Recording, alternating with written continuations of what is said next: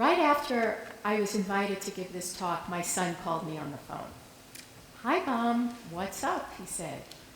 "You taking any more classes in happiness? Or going to any more retreats for yoga dance?" He knows me so well. I said, "No, but I am giving a TEDx talk, and the theme of the event is resilience." "Wow," he said, "that's great." I told him I was pretty excited, but also kind of anxious. He immediately said to me, "Don't worry, you'll figure it out."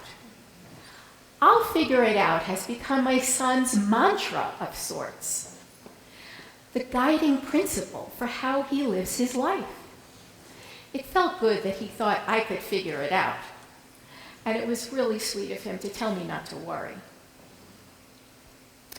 After we hung up the phone, I had an aha moment. That's what we all want for our kids, for them to be able to figure it out, to overcome obstacles, to meet challenges, to believe in themselves, to be resilient.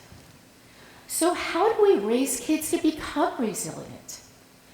I believe that the best we can do for them is treat them with compassion. Compassion is the desire to help someone who is in distress or is suffering. It's a combination of empathy, feeling what the other person is feeling, and action, taking some step to relieve their suffering. From what parents and teachers tell me in coaching sessions and in interviewing them for a book on compassionate classrooms that I co-wrote with educator Angela Stockman, many of our kids and teens today are suffering, and they deserve our compassion more than ever. I believe that everyone deserves to be treated with compassion, whether or not they're suffering.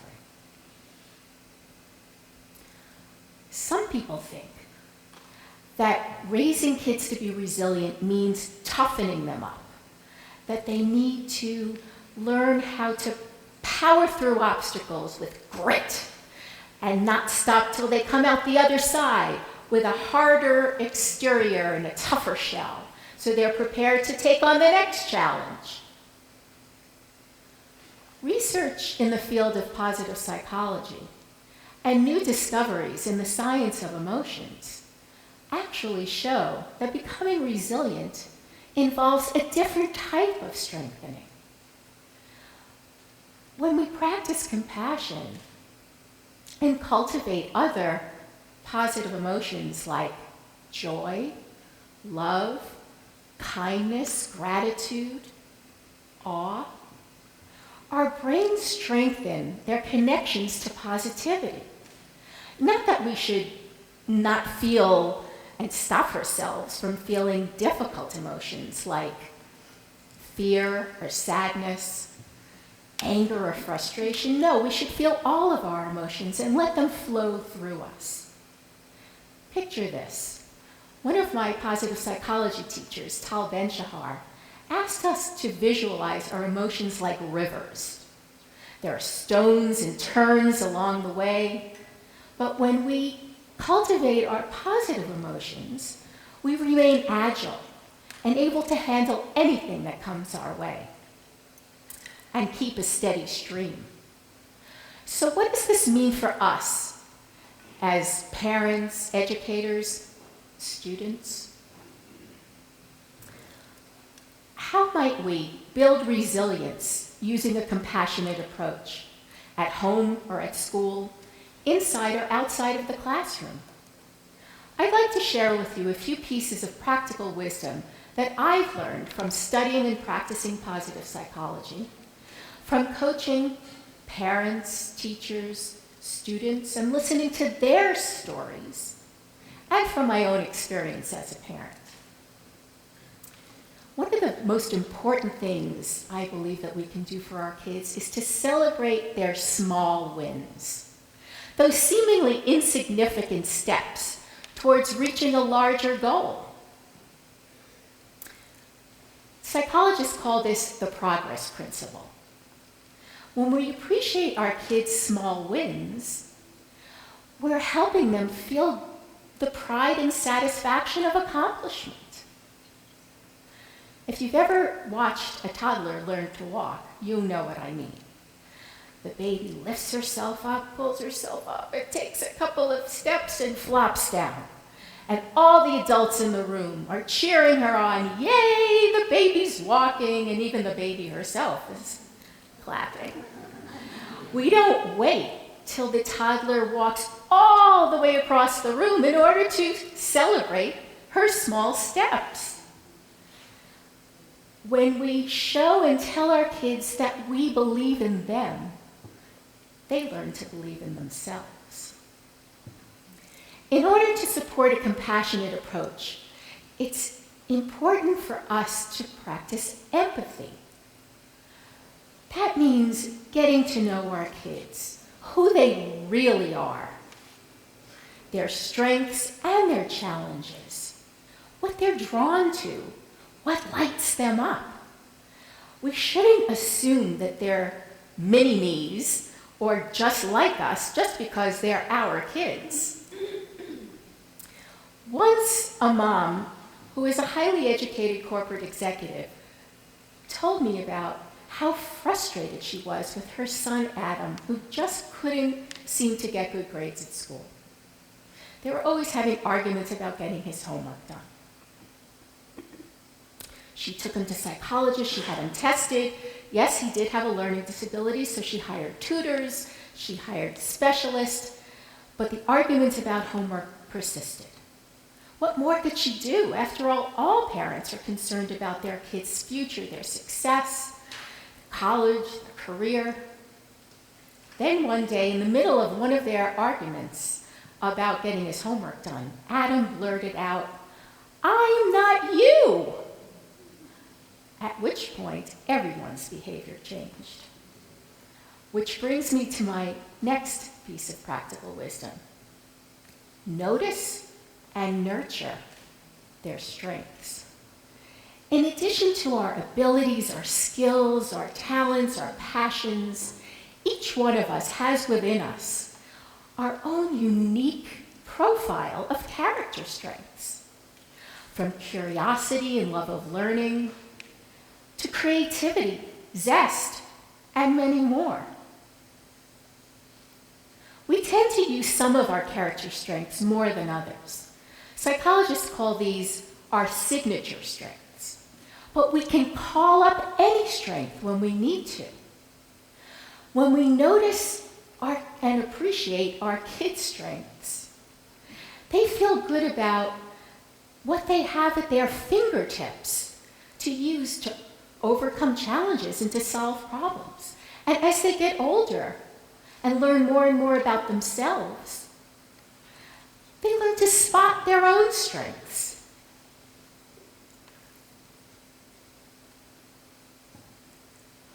Here's another tool for your toolbox. It's called positive reframing. That means taking challenges and turning them into opportunities.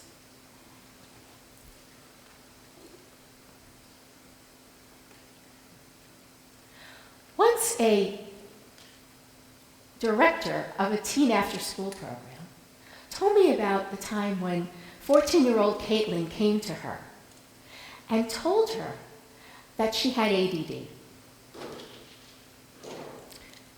The director said, "Well, join the club." "What club?"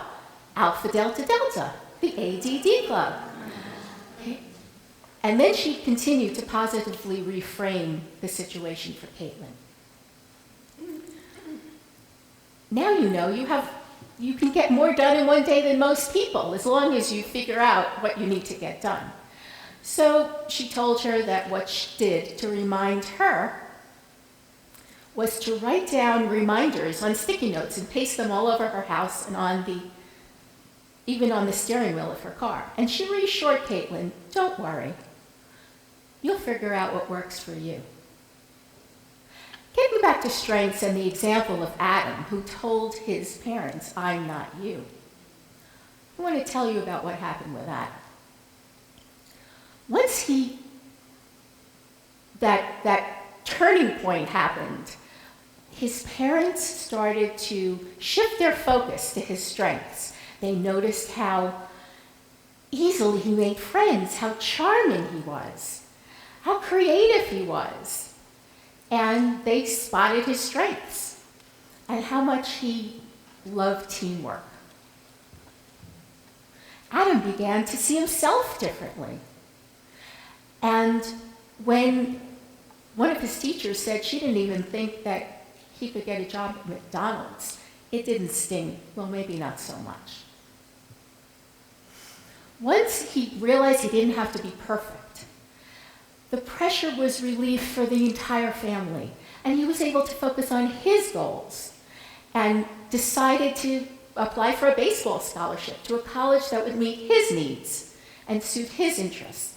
And I'm happy to tell you that today Adam is doing very well, playing college baseball, and on his way to becoming a sports psychologist. Finally, it's critical that we as adults practice self-compassion and model it for our kids so they learn to cultivate their own compassion. That means acknowledging that we all struggle from time to time, even we as adults. And also telling them that we're all in this together. It's okay. Everyone struggles. And we have to teach our kids how to learn to treat themselves with the kindness that we would treat a good friend. When I was raising my son, I always told him that everyone has something they have to overcome. Some things we can see, some things we can't. But we all deserve to be treated with compassion and kindness, and deserve help when we need to give it. Inside the classroom, teachers can reinforce this perspective by acknowledging that we all struggle from time to time, even teachers. After all, it is difficult to teach a class of 30 students usually. When we practice self-compassion and self-care, we can even prevent burnout. And we become more resilient.